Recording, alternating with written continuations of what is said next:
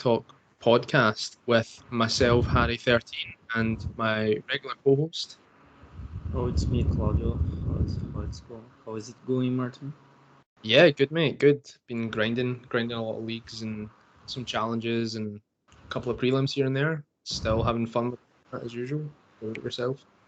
Yeah, that sounds pretty good. I have not been able to play that much lately, but I have played the events we are going to talk about, and yeah, I'm still like managing to play the premier events at least. Yeah, no, that's good. That's good. So basically, what we're going to start off with is we're going to give you an overview of where we think Pioneer is, and go over some of the main decks briefly, and then we'll go into the main events that have happened the past weekend or so, and talk about the topics from there. Yeah, that sounds pretty good. So, Claudio, what's your thoughts on Pioneer in general? What patterns are you seeing? And you can give me your thoughts on that, and then I can give you mine. Yeah, that sounds good. So I think that we can see that what happens with Pioneer is that at some given point in time, people just decide to start playing a deck by like a lot, and the deck this time is Ascendancy. Usually, that's because the deck is well positioned. You see just the spike in popularity. So a few weeks back it was Vampires, and a few weeks before that it was Phoenix, and a few weeks before that it was Winota. So we are kind of seeing this journey from Winota to Phoenix to Vampires and now to Ascendancy, where we're going to keep like a few weeks back it was Jund. Yeah, We keep seeing like the decks moving and shifting between being the most popular strategy. So you need to keep your ears to the ground uh, as people say to keep in touch with the format because what people play is changing every week. I feel like. yeah, I agree. So for me, like from playing a bunch of Pioneer, as always, what I've noticed is most of the top decks have they're relatively gold fishing to an extent. If you look at Phoenix, Jund, Ascendancy, Hidden Strings, Winota, what you'll notice is most of them have some sort of like a combo kind of finish. Like Winota, you're just basically spewing like cheap mana dork creatures until you can cast a Winota and attack and overwhelm your opponent. Jund is trying to basically do a similar play, except with Winota, it's like Bolus is Citadel. You've got Phoenix, where they're basically trying to turbo flip a thing in the ice, or get Phoenixes from the graveyard to put a lot of pressure on opponents, and then they've got the top end of Trespass plus like one of the big creature lands or things like that. Hidden Strings, we all know it. It's just a combo. They either finish you off with um, Jace Wielder or Approach to the Second Sun, and now Ascendancy is back. I feel like Ascendancy was powerful, but it was just raw. It wasn't really tuned right. I think the main issue with Ascendancy before is people were trying to add a mid-range element to the deck that it didn't need. So now the deck's becoming more focused on the pure combo aspect of the deck to get the explosive turn 4 kills. And Mhm. and I think that's where we're seeing the deck evolve. And Ascendancy, Black White is probably one of the best decks that can play the card Go Blank, which I think is a reasonably effective tool to combat some of the decks that utilize the graveyard. I think it's probably the most efficient mid-range deck that we have access to, but also it technically does have a combo of turn 3 Sorin into a powerful creature. Um, as well. So there's a lot of similarities between all the top decks in that sense. I'm not sure I agreed with all the points you made. Like I think that, for example, Jund is very much a slow and mid-range deck. Like it's not trying to goldfish at all. I think because this is like the food version. They play Bolo Citadel, but Bolo Citadel is like what a card advantage card in this deck. Like it has some combo scenarios, but I think that's like not how the deck Yeah. usually plays. Okay. So maybe I'm being a bit And How to like, say? yeah, I think I get what you're trying to say. Yeah, Everyone is trying to be fast right now. yeah. I mean, But like fast, and I guess goldfish isn't the correct word, but I'm saying like people are trying to like um create this kind of unfair scenario with the decks they're trying to play, right? Where it's kind of like you're not like obviously hidden strings in a sense are basically goldfish, right? Um, and then you get decks that they're not necessarily goldfish decks, but they try to play some sort of unfair card that allows them to go over the top to the extent where the opponent can't really recover. Like I would say, like Jund, yeah, it's a bit slower, but once you hit Citadel, like more often than not, you tend to win the game on the spot there if their opponent can't interact with it. Um, and yeah, with Phoenix, like the top end is just really hard to deal with, like the Galvanic into Trespass to basically win the game from that point. yeah, and like Vampires is pretty much also a mid-range deck. It has aggro draws, but Yeah, it's on the slower side, I would say. Even like the red deck that's seen playing these days is a bit on the slower side. hmm You see, like some things are affecting how decks are built. You said the thing about Ascendancy that the deck is kind of abandoning the mid-range aspect and try to focus more on the combo, and that's mostly because of the things you're saying. Like most of the other decks are not trying to go long and not trying to interact with what you're trying to do. So it makes sense that you want to go faster yourself if people are not trying to stop you. yeah, I think that's kind of good of an overview about how I think things are going. It's worth mentioning that Blue White is doing really well again. It makes sense to me because like if you think that Phoenix and Ascendancy are the two best decks right now, having access to Dovin's Veto and Narset, it's just a good spot to be, and like the white sideboard cards. yeah. I can get behind blue white being good in a format where burn is not a playable deck, Mm-hmm. and if people are playing like vampires and red mid range strategies, like they're definitely winnable matchups. The only issue you really have with blue white is I think the hidden strings matchup is pretty difficult to deal with unless you have like answers in the sideboard. I just think your win con's too slow for them not to be able to eventually go off. But against the rest of the field, not sure about Jund either, but definitely a Sensei is a good matchup. Phoenix is probably favored, Yeah, depending on your I think configuration. I have seen people playing like even definitely silence in the sideboard of Blue White, which makes this it has to make the spell based matchups really good Yeah, because once you get the silence down, people can never get rid of it with the spell because you can just counter whatever they do and they can't double spell. yeah, That's, exactly. yeah, I think that's it. Do you have any other considerations? Um, no, not at the moment. I think we're best looking over the tournaments and see what we can make from what people are playing. Mm-hmm. Okay, so I have here, we're going to talk about the two challenges from last weekend and the PTQ.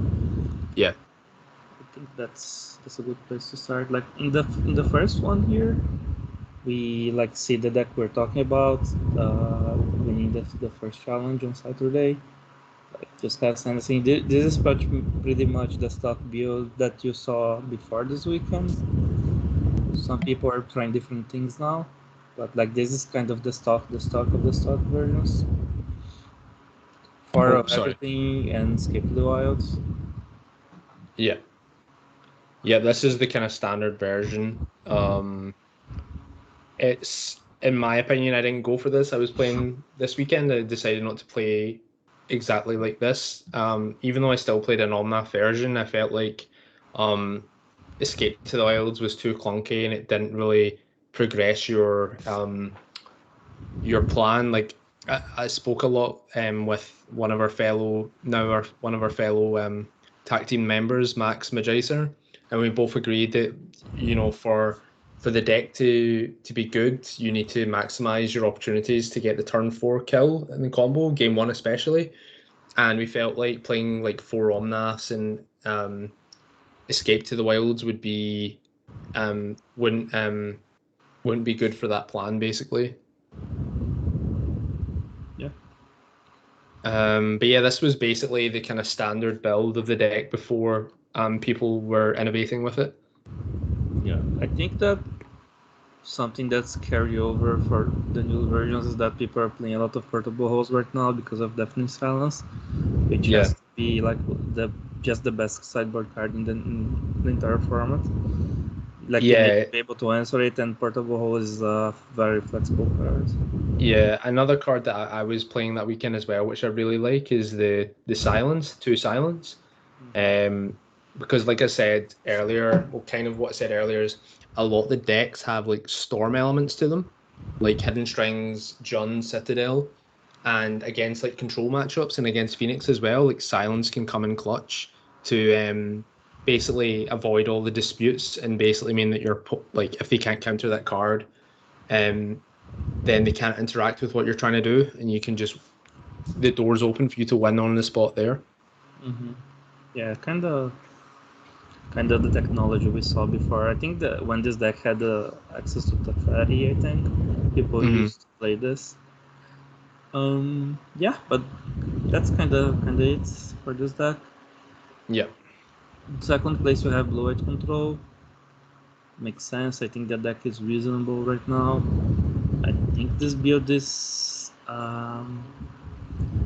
fairly standard, but for the omission of Fateful Absence, this person is playing Azorius Charm instead. Yeah. So I have not been a fan of Fateful Absence. Like, I think the idea of giving your opponent a card draw, I wasn't a massive fan of it.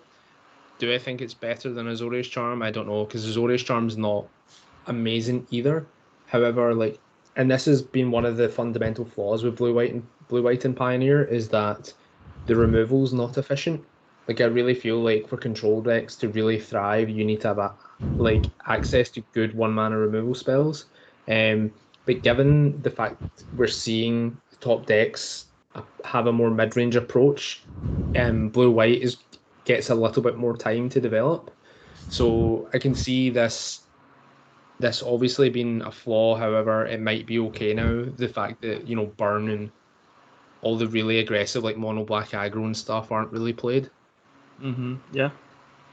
It speaks a lot that you see for Dovin's Vita and Reabsorb, like this person is clearly trying to gun for the spell decks. Yeah.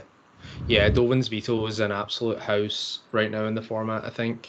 It's a very good card to play. Seal Away is kind of interesting.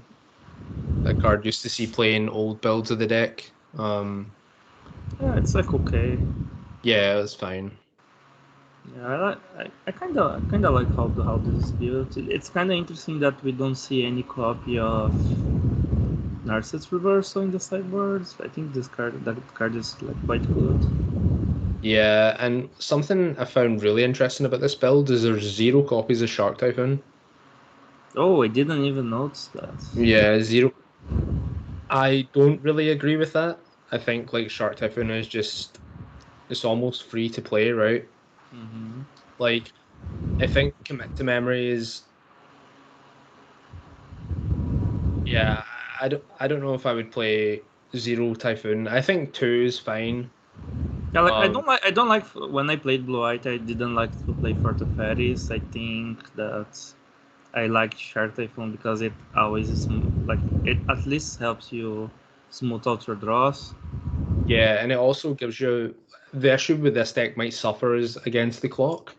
The win cons are quite slow at this point.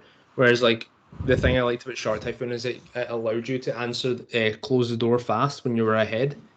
So the only thing about Shark Typhoon right now that you can maybe think about is the enchantment aspect of it might be the stock value of that might be down now that, you know, Ascendancy is played a lot, so a lot of people will be boarding in like Enchantment Hate.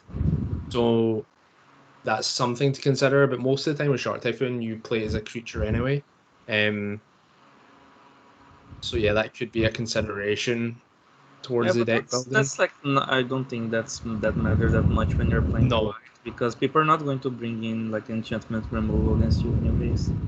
Yeah, because they're playing detentions from Seal Away, so they're clearly not too concerned about that. But yeah, Yeah, they're pretty solid deck. yeah, yeah. As I said, maybe like 26 lands isn't really necessary. Maybe 25 and -1 to Ferry for 2 Shark Typhoons would be good, but they're the only changes I would make.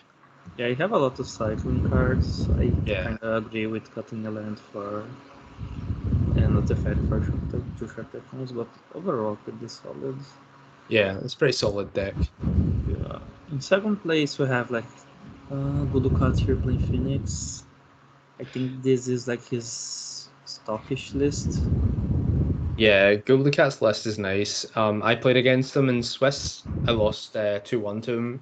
Basically, the 2 stern dismissal, 1 invasive surgery, makes the matchup makes the matchup from feeling slightly favored to unfavored. I think there's just too many 1 mana blue spells that can interact um with your deck.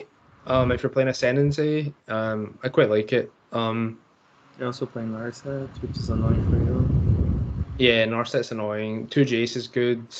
Either Ghost Overall, hits your card as well. Yeah, this yeah, matchup looks kind of dicey plus 4. But like yeah, the first game is basically free, right?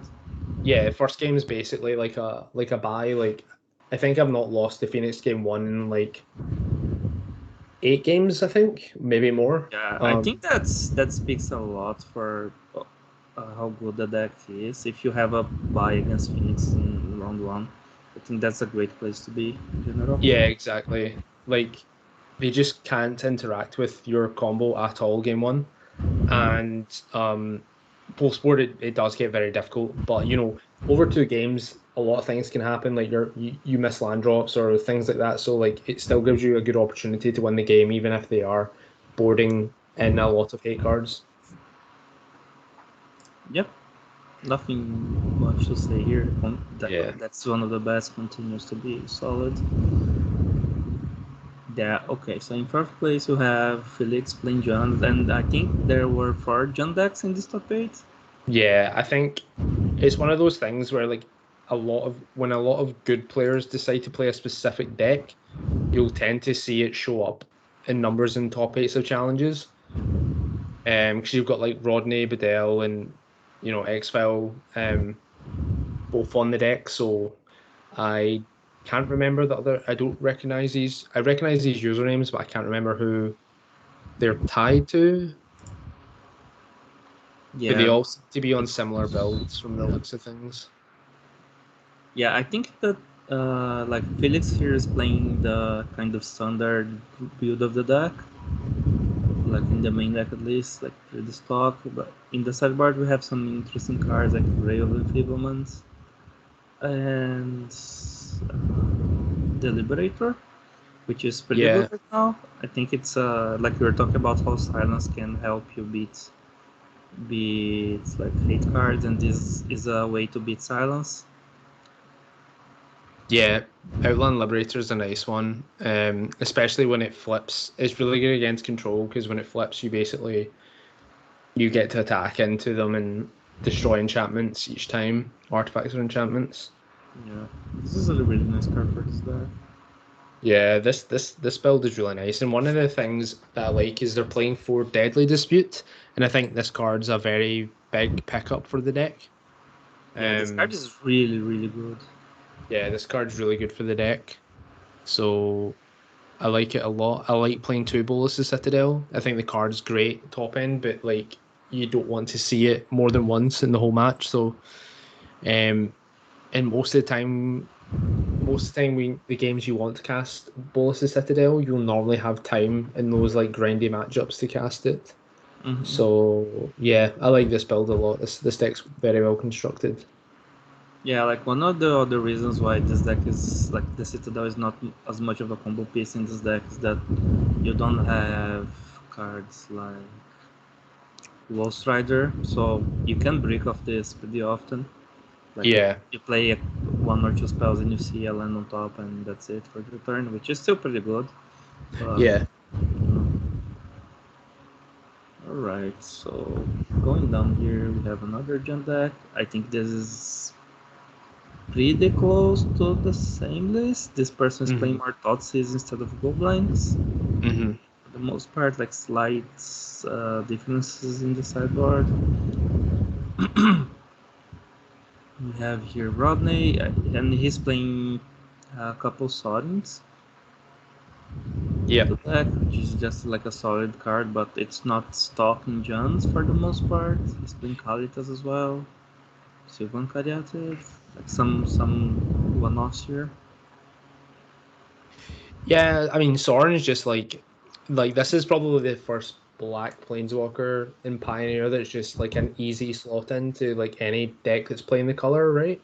Like you can play it in control, you can play it in like mid range, even the top end of like an aggro mid range deck, like Hmm? vampires. Like it's just a very good all round planeswalker. Yeah, like for example, if the old mono black deck was still seeing play, I think I would think about playing Sorting at least in my sideboard.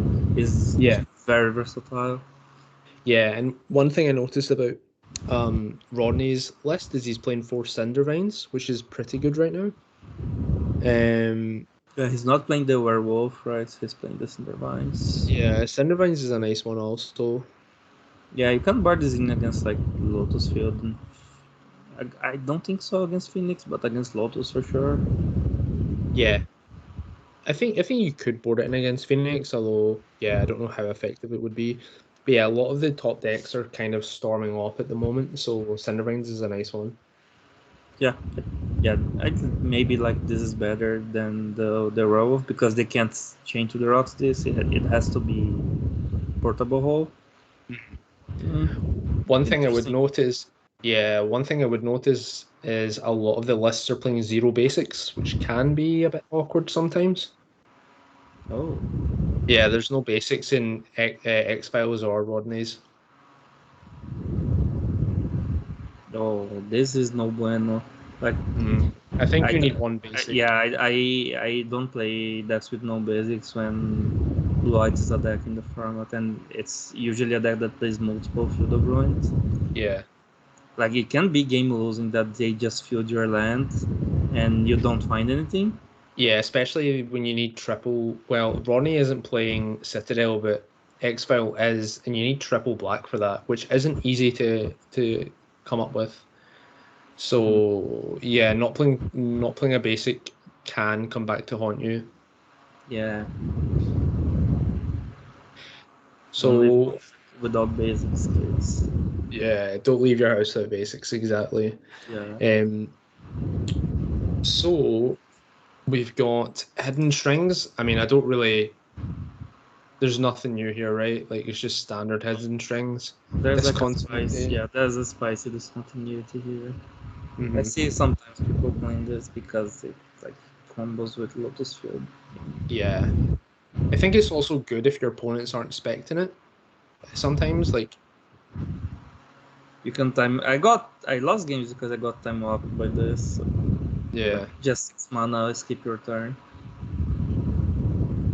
yeah, it's an interesting one. Yeah, I think this deck continues to be like I think this deck is always kind of good. But yeah, Yeah, yeah, yeah. Lotus is a good deck, of course. It's just horrible to play against. yeah. So in ninth place we have like the last John deck. With this talk, besides the like this person's currently a core vote for Kalitas. Not really sure if Kalitas is that great of a card right now that you want to do something like this because core vote is like really good. Yeah, I would probably play a third core world over the Kalitas. Hmm. Yeah, Um, the sidebar they're splitting the Liberators and their vines here. Yeah, like for Yeah. the most part, the list look pretty similar. Yeah, like they're playing off of the same mana base, right? None of them are playing basics, so Mhm. that's a thing to consider. If you're playing against this deck.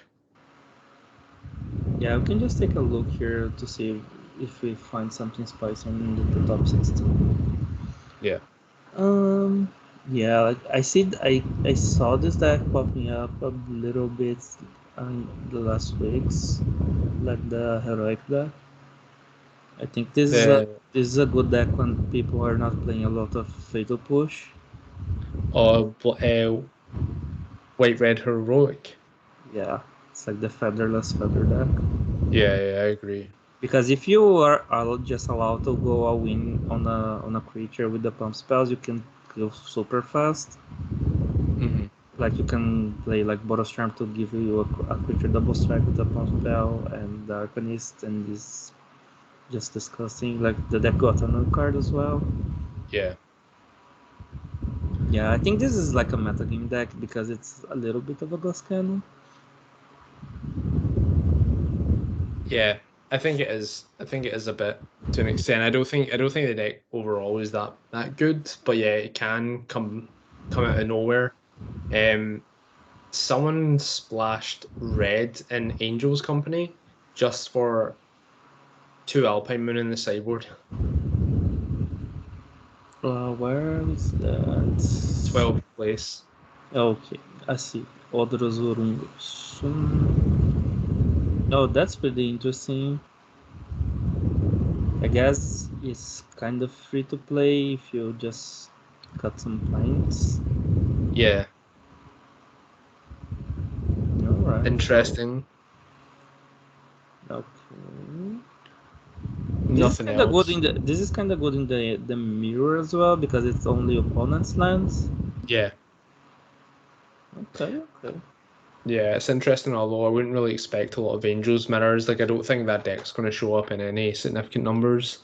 Mm-hmm. It made one copy in the top 32, so yeah. I mean, you'll probably see like 2%, 1%, 2% of people playing it. Yeah, but it's.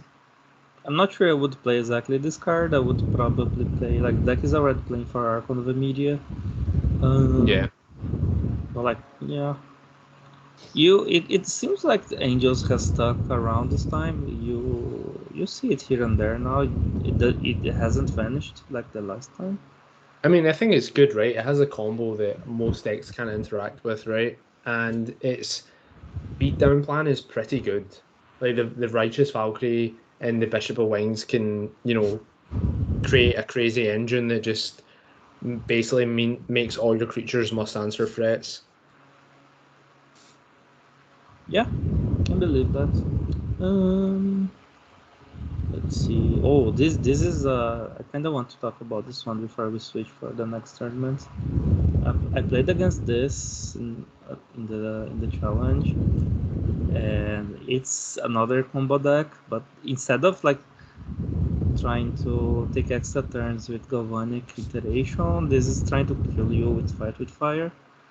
Oh, what one's that again? So I can't see your screen, unfortunately. So I'm going off this So challenge page.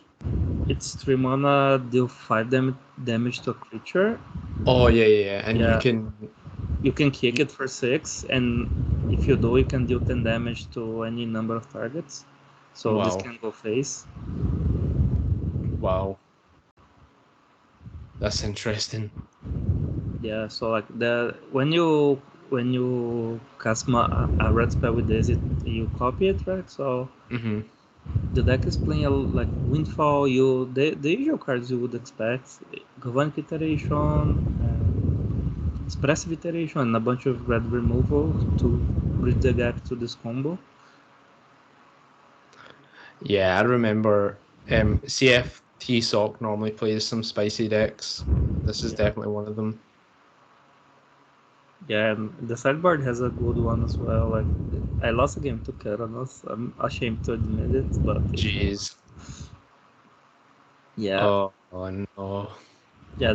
I'm not sure if this deck is like going to keep showing up, but I think this is like a really good example of how there's a lot of things you can explore. Like Yeah, this is a definitely. really like it's using a lot of cards you already know, but in a completely different way, which is really cool. Yeah, Props, no, the deck's really props sick. to this guy to building this deck.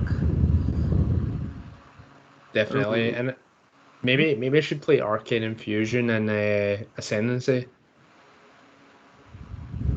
It doesn't find ascendancy, which It's might. more so about when you're going off with Ascendancy, like one of the main issues is if you fizzle out of non-creature spells to cast, because it has flashback. It's quite nice. Hmm. Yeah, I saw that you were trying Easy Charm. I think I like that a bit more because kind of Y- looting cards away. It's kind of. Yeah, Izzet is probably my number one choice with the flex slot. But yeah, that's a really interesting inclusion. So let's go to the next challenge. Okay. Yes. So that was won by the person who came second in the previous challenge, right? Blue White Control again. Same player. Yeah, really good run. I think Yeah. I think just the same list for what I can see. Yeah. There's no difference.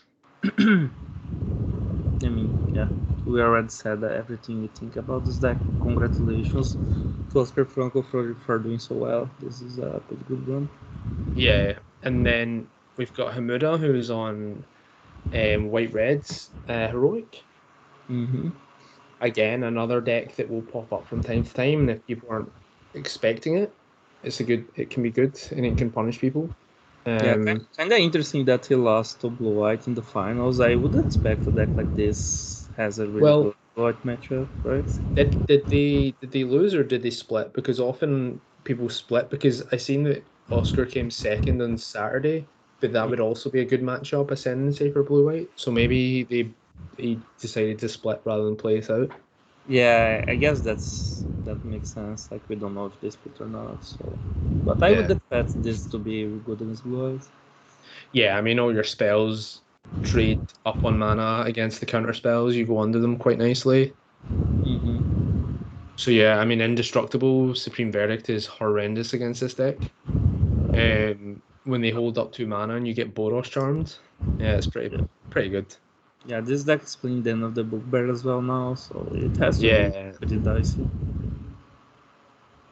Um, Phoenix, Blue Red, yeah, Phoenix. Kind of Um, stock rights. yeah, we'll skip over these kind of super stock lists. There's nothing really to say. It's just the standard Phoenix list right now. Mm-hmm. Um, Unless we are anything? talking about our buddy Echoes here in Oh, front of of us. course, completely different situation. Yeah. So this player is playing blue red with Arc like Phoenix. What a masterful decision! Wow, this deck looks amazing. No, his list is relatively stock. He's playing Kazu's Fury, which I quite like in the deck. However, I would probably play it if I had a Crackling Drake main, but I know that he's playing 2 Crackling Drake in the sideboard. The sideboard, yeah. Like Yeah, his main deck is kind of stock, but the sideboard is a bit different from usual. Like he's playing the Hullbreaker Aurora and the Kraken Drakes. yeah, I like Ekros' build a lot. Like overall, like I like 3 Treasure Cruise. I feel like Treasure Cruise is so good, and I feel like playing less than 3 is probably not the best. However, like some people are a lot smarter than me at the game, but I like how his sideboard. He's got answers to specific um matchups. The Grafdigger's Cage is kind of funny, but I can see it. Yeah, yeah, I guess he's playing one Brazen Bauer. I was going to say that he doesn't have that many else to definitely silence, which he Yeah. does. He doesn't. But I think it's okay, right? Because if you're playing cards like Crackling Drake and Hullbreaker Horror, you don't really care because they're like must answer threats that can like win the game on their own. So maybe he just doesn't really care too much or isn't too concerned. I feel like Deafening Silence doesn't impact Phoenix as much as it impacts Ascendancy. Just on the back that you can just play your 4 mana haste creature, right? No, I think it does because usually the deck that like the main deck that plays Deafening Silence is Vampires, which is a deck that's going to deploy that alongside with some pressure. the Phoenix are worse against them. Like the Phoenix guys is worse against them because they can deal with them quite easily. That's kind of why the card is so good in that deck. Yeah, true. Yeah, but yeah, this player is pretty good. You should follow them on Twitter. Yeah, definitely follow And Ekros this on list Twitter. is just perfection. We Yep. have nothing else to say. I could never think of a list as good as this one. True. So yeah. He's going to hate us for this. And then we've got another big streamer, Matt Fulks, who is playing Magic a lot more often. He took a break for reasons, and yeah, he's playing Chunky Red. I'm pretty sure he played Chunky Red a lot back when he used to play Pioneer.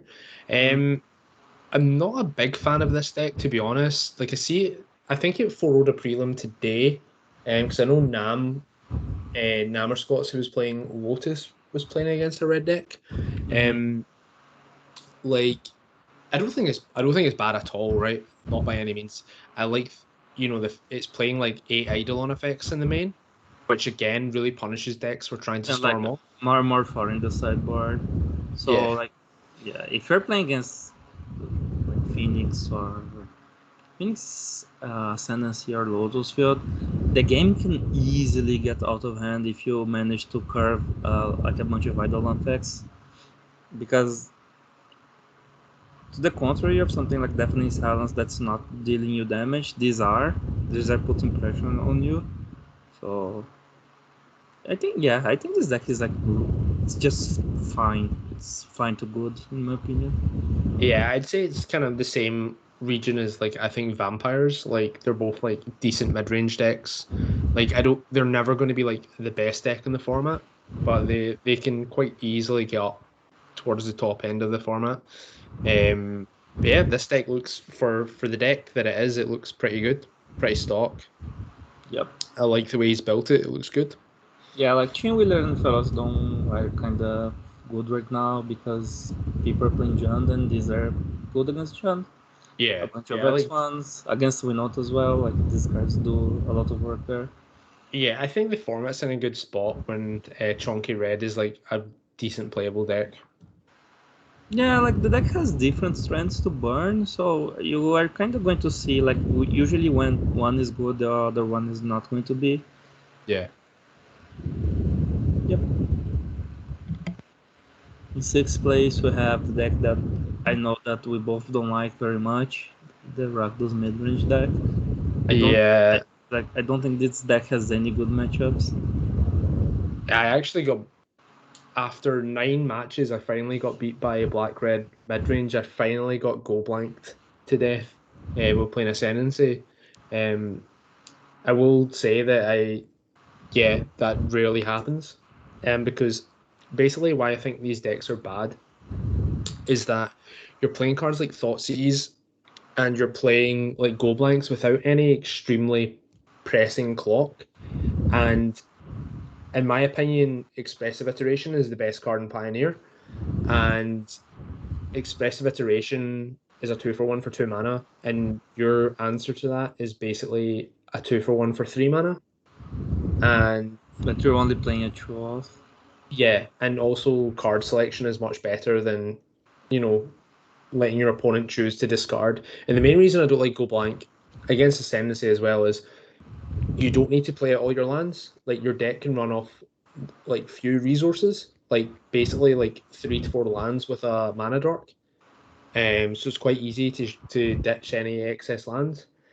And when your opponent eventually ancestral recalls you after you spent most of your game just trying to discard their hand without a clock, then you're just in a bad spot. Yeah, I think Yeah, this deck looks out of place to me. I think this is something that I would say it being good if there were a lot of small creature decks running around. Because you have like all the removal, you have Fatal Push, you have Bone Crush Giants, but like those are not the decks we're seeing doing well right now, which is yeah. I strange. think I think Abetha de Bolo is like they play the same deck. Like I just think they always play this deck. So maybe it's just that. Like maybe it's just, you know what? I know this deck inside out. I'm going to play it, and I'm going to get more advantage because I know my deck better than anyone else. Like one of those. Um, Yeah, like in the end of the day, like we don't like this deck, but it's not like it's playing bad cards, right? It's yeah, it's playing a bunch of like decent cards. Like I don't think the deck in a vacuum is a bad deck.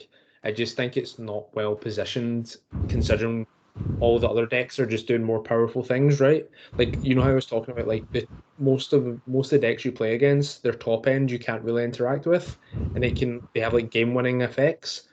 Like this deck just doesn't really do anything about that. It just tries to, it just tries to like hand attack and puts medium pressure on you, but it's not really good enough in this yeah. form. I think that this deck plays a bit like vampires. It tries to disrupt you with hand attack and like it has a medium clock. Mhm. Yeah. But it doesn't really have any like super unfair powerful cards like Dreadhorde Arcanist like the Lurus version does, and then like multiple Croxas where you can like turbo Crox out. Um, yeah, I'm not a fan of this deck, but I know this player consistently does reasonably well with it, so I Yeah, think like it obviously pays. my main gripe with this deck is that you don't have a sort of card advantage that's actually good and cheap. Like you have the Planeswalkers, but they're slow.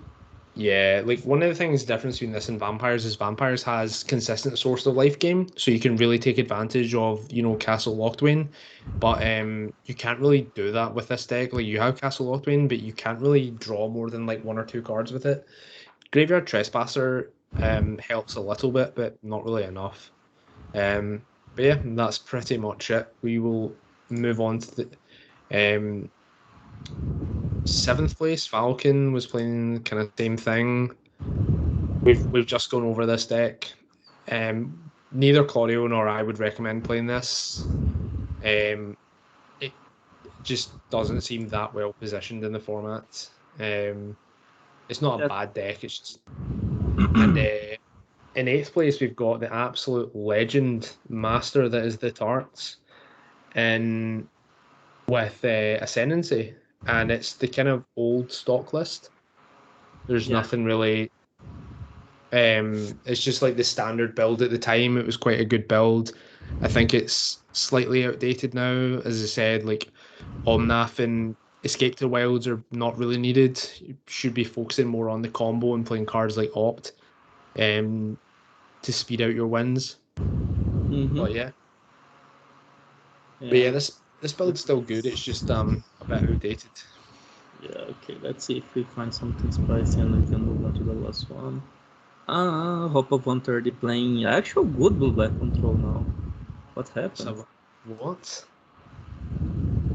Oh It's wow. like it's like a pretty decent blue black looking. Oh, he's playing single plate. Okay, never mind. Oh yeah, yeah. Maybe next time, hope of 130. Maybe next time. Yeah, Nah, like like I could see this rising up a bit as well because it kind of has the same strengths as blue white for the most part. yeah. I know Zerk won the Mox qualification with it, but I would say blue black in a small field is so much better than blue black into a random challenge. Mhm. Um, I would like to point out it was me that configured these sideboards that everyone's playing now with the three trespassers and two Kalitas. Oh I think yes, yeah, I for think sure. I think I basically created that core, not to pat my own back, but here we are. Um, Uh, I was here when it happened. It's true, guys. It's it true. is true. It is a fact. Um, Oh, but yeah. I I kind of mean, wanted to talk about a little bit about this. This is the Reckless deck I like. I think this deck is it's kind of due to a comeback now. Like it's just a good deck to not see any play these days. yeah, I think it's the better version of what people are playing at the moment. Like it has a focused plan, and Lurus is just an absolute house. Like Hmm. Lurus is so good. And like Um, I think this card is really good in this deck because like the you can loop this with Lurus creatures, and the build token is really good with your Croxa, and like you can enable Revolter if to push. yeah, and it actually has a semi decent clock. Who would have thought? Yeah, because Like, this deck can discard your whole hand and just kill you really fast with a fast Croxo. mhm. Yeah, I'd be surprised if this deck doesn't show up in more numbers. And like now you see people are moving away from effects like Rest in Peace to play Deafening Silence, which is like not that great against this. Yeah, agreed. Okay, so we can move on to the last one. Yeah, let's move on to the last one. So we have the most important event, the Pioneer PTQ. PTQ, which was won by the absolute master that is Dom Harvey. Um, uh, I'm not five-head enough, right? But I have I have some reservations about this list. Yeah, but Um, like I think there's a couple things going on here, right? We are hinting at, like he's not playing Omnath anymore. yeah. So this was the evolution of the deck. A lot of us were basically saying over the weekend that, you know, maybe we should just cut Omnath, but you know how in an open format you normally get too scared to do something like that because it's a drastic change to the deck. So a lot of us were shaving like two copies and still playing two and keeping the mana base intact. But Dom Harvey basically went to the next stage and went, you know what? We don't need Omnath. I'm going to change the mana base. This mana base is a bit sketchy. I think he admitted that he configured it quite fast. Um, I don't really agree with Fae Bottle Welder. Um, and I think that four Sylvan Awakenings is not necessary. You should probably play three max. I think the fourth one just gets a bit clunky. You can get flooded with them quite easily. Um, you want to play more cards that will, um, help you in some way to stop fizzling out of the combo, or play something that accelerates you into playing I the think combo that fast. maybe you can play four if you're playing is it Charms. Yeah, could do. Yeah, because like this, like you see that this deck is just trying to assemble Splinter Twin, is not trying to do anything else. Yeah. And I think it makes sense when you're trying to like once you're here, like you're a pure combo deck. I think it makes sense to play four of your combo pieces. I think the thing is you don't need it straight away. You need to get ascendancy down and start gold fishing and cantripping, and you're inevitably going to hit one of your three quite easily. So that's why my only reasons like you don't need to have the fourth copy, but if people were playing more like Thoughtseize effects and stuff, then yeah, maybe four is what you should be playing. But yeah, the Fable Elder, not really a fan. Yeah, like, and Tamu's yeah, Tamil is a nice one. Tamu's a nice inclusion. I'm not playing it in mine just because it's a bit clunky on the mana. Um, It's a I good don't card really want against to be. Nazis. It's a good card, but I basically don't really want to be spending more than three mana for my spells in the main deck. Yeah, you could see that. Once you I give think, up enough, you can uh, abandon Fabled Passage pretty much, which makes your mana base really good, I think. yeah, and if you're not playing any cards more than three CMC, then you don't need to play 25 lands. You can go down to 24. Um, and yeah, basically in this deck, I don't want to be spending more than three mana game one. So I would probably cut the Tameo main. The sideboard's quite nice. Malevolent Hermit is a really good card. I think it's needed against blue-white control, just to get around Dolan's veto if possible. And they normally don't have removal spells that can unconditionally remove it, as they're playing Azorius Charm now. So you can just flip it for its disturb costs and just let it sit there and cast your spells. Um, I think the Omnath in the board is simply because of the fear of, oh, should, I've not tested it enough without Omnath. Maybe we still need it somewhere, but I don't think you need the Omnath now. I think it's kind of good because it's still like a good card when like you're just trying to gain life maybe, or you're playing against the like the maybe the Rakdos decks because Omnath is just a good 2-for-1. I think it's probably fine. It's It could fine. be something else. Yeah. It's fine, but in those aggressive matchups, all you're basically trying to do is assemble your combo fast and remove their creatures. So that's why I'm not a huge fan of Omnath, because it doesn't forward your game plan. It just kind of stems the flow a little bit. But I mean, I don't think it's a bad call at all. I mean, it was 4 in the main at one point, so yeah, I can definitely still see it being there. But there's other cards you can play, and I know that Dom didn't spend a lot of time on this configuration, so I can completely understand like a lot of the cards.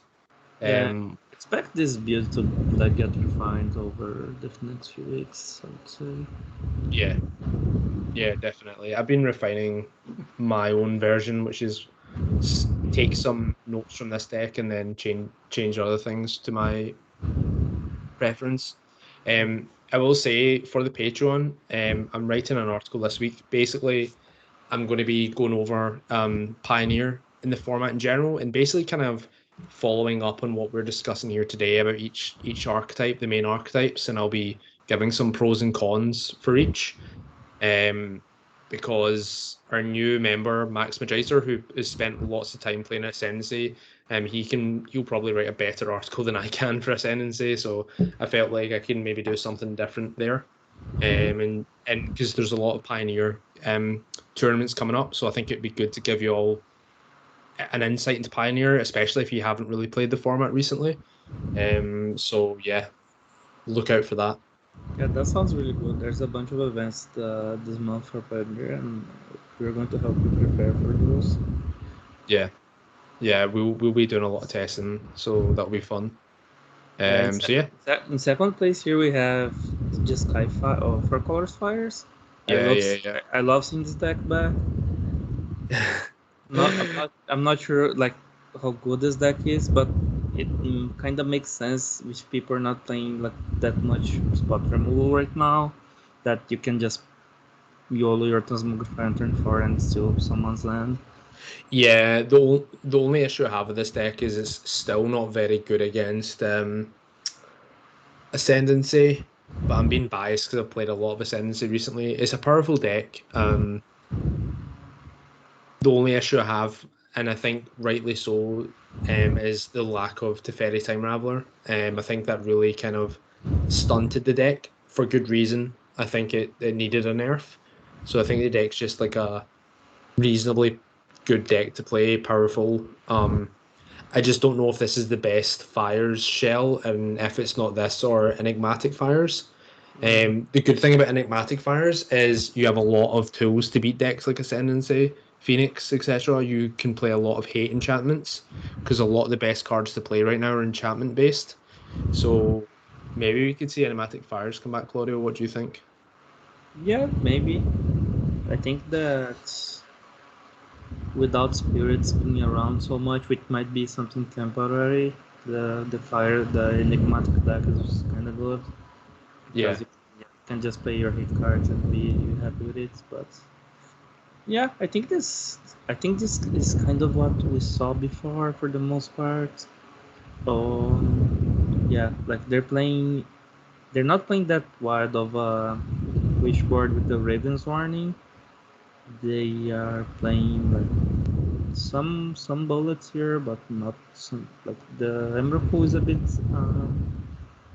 weird, Yeah. but like the other cards are kind of the stockish, I would say.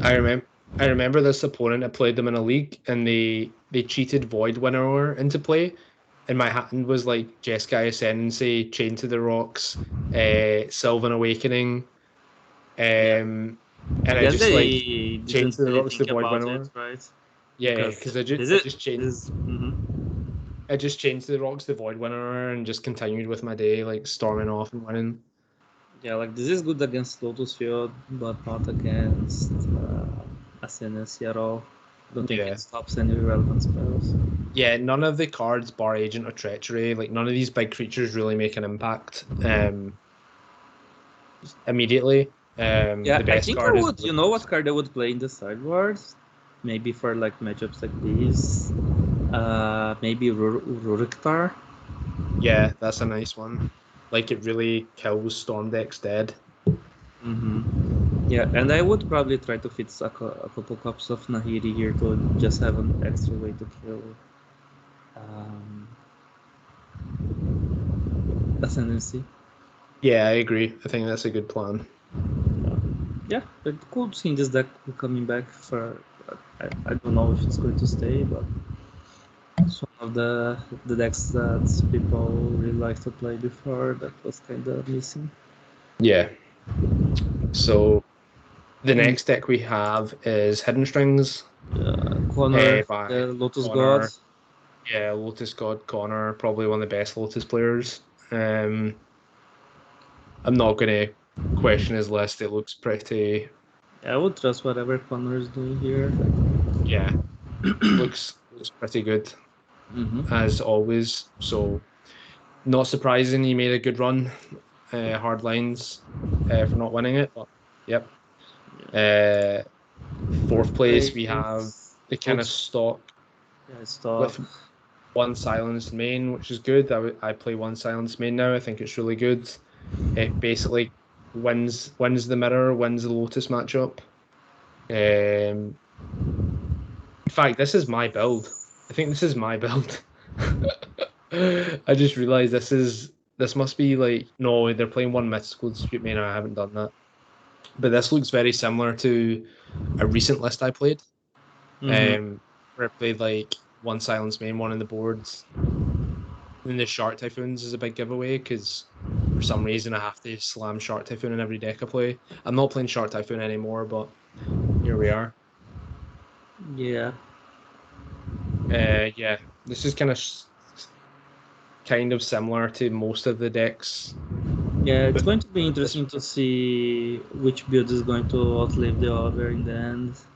yeah, yeah, I agree. Fifth place, we've got Luca Moretti, who had a great run. Congrats on Luca, and unlucky for not taking it down. Um, he's Top eight, playing right? he's playing stock Goldicat list, so we don't really have anything to say about it other than it's probably the best list. Like if you trust Connor with Lotus, you trust Ghoul with Phoenix. Goldicat's probably one of the best Phoenix players out there at the moment. So yeah. Yeah, I think I would for sure always play one surgery from now on for a while because of the prevalence of the this Sky deck. Yeah. Invasive surgery is a really nice one. And it's really good against Lotus as well. Like if you get to like, extract one of the untap effects, it's kind of good. Yeah, I agree. Just a very cheap card. It's like really niche, but when this card is good, it's just backproof. Definitely. So we're at the hour mark, so we'll power through the rest of it. Oops, bear Yeah, with we're me. just going to end the top 8 here. Yeah, we Yeah. have another Lotus deck like that. This deck is playing an Narset in the main disco dispute. Some Yeah, spicy that's choices interesting. here. It's probably not correct though, because it's not what Conor Mullally is playing. So we'll just say that for Lotus. But I mean, it's not nothing too Yeah, when crazy. But yeah, when you see stuff like this, is because you're like this person is just trying to get people. Like, yeah, yeah, I'm going to get you with my random mystical dispute in the main deck. yeah, exactly. Um, Yeah, we still seventh.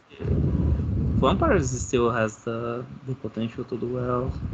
Yeah, I think the deck's good. I think it's definitely good. Like, there's no denying it. It's a good deck to play. I don't Mhm. think it's the best deck in the format. I don't think it's in the top. I think for me personally, like the best decks right now are um Phoenix, Ascendancy, Lotus, Jund, and Winota, I think are the top decks, and probably Blue White Control gets in there. Yeah, I'm not sure what put Winota up there. That the deck is doing really poorly lately. I would put even like maybe Mono Red in its place. Yeah, okay, yeah, fair enough. Yeah. I definitely think like Jund, Phoenix, and Ascendancy are like and Hidden Strings are probably the top decks, and Mm-hmm. then you've got a lot of decks that can hate on them below. So yeah, Vampires is probably in below the top decks somewhere, but still like one of the good decks to play. Yeah, I think And people are then definitely skimping on Deafening Silence. I would play at least 3 right now. Like yeah, I think the card is really good. It's the card you most want to see in some matchups. I agree, and I think you probably need to play more portable holes if you're playing Ascendancy and stuff like that, to combat them.